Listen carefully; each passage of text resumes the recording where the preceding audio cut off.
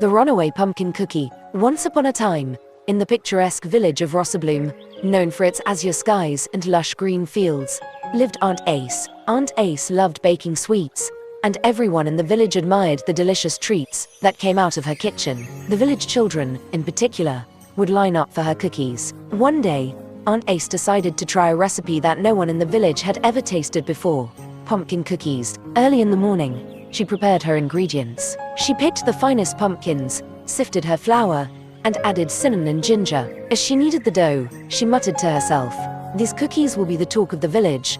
She shaped the dough into cookies, using raisins for eyes, an almond for a nose, and a smiling mouth. To make it even cuter, she added a tiny hat design on top. When she placed the cookies in the oven, the kitchen was soon filled with the delightful aroma of cinnamon and pumpkin. But just as Aunt Ace sat down with her tea to wait, a voice came from the oven. "Hey, it's too hot in here. I can't take this anymore. I'm getting out." Startled, Aunt Ace jumped to her feet. The oven door creaked open, and with one big leap, a cookie jumped out. It hopped onto the counter, then darted to the window, and before Aunt Ace could stop it, it flung itself outside. As it ran, it sang its song, and the pumpkin cookie, "Can't you see, running fast from the baker's spree, hop, skip, try to catch me, but nobody can outpace me." The village in shock. Aunt Ace stared in disbelief as the cookie disappeared into the distance. "Hey, wait a minute. Who do you think baked you? Get back here," she shouted, chasing after it. But the cookie was too quick for her. As the cookie ran down the village path, it came across a chicken. The chicken, drawn by the delicious smell, clucked and approached. You smell so good. I must eat you," the chicken said. But the cookie mocked the chicken, singing its song again. "I'm the pumpkin cookie, can't you see, running fast from the baker's spree, hop, skip, try to catch me, but nobody can outpace me." The chicken joined the chase, but the cookie sped away.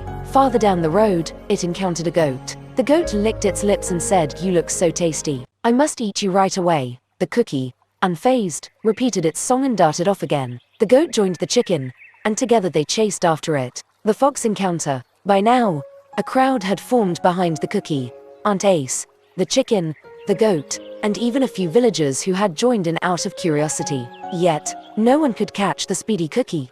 Finally, the cookie reached the edge of a river. It stopped and thought, "Oh no, how am I going to cross this river?" Just then, a sly fox appeared. "Hello, little cookie. I can help you cross the river," the fox said with a cunning smile. "Hop onto my back."